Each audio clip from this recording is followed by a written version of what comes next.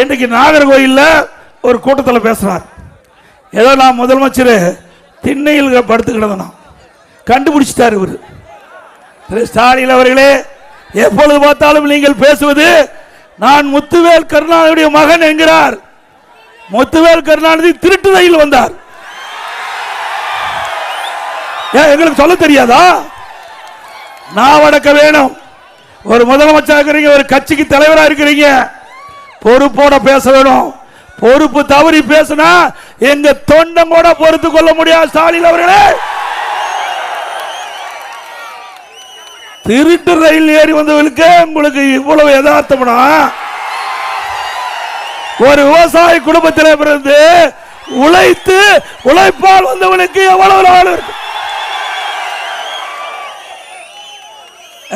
வாயு நாக்கு இருக்குன்னா எது வேணாலும் பேசிடலாமா?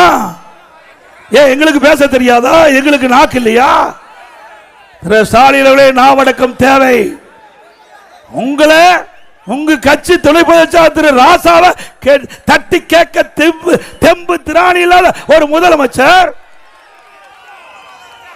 ஆக ஒரு முன்னாள் முதலமைச்சர் திரு கலைஞர் அவர்கள் ஒரு அப்பாவையே வீட்டில் சிறையில் அடைச்சிருக்கிறா நாட்டு மக்களுக்கு என்ன கதி?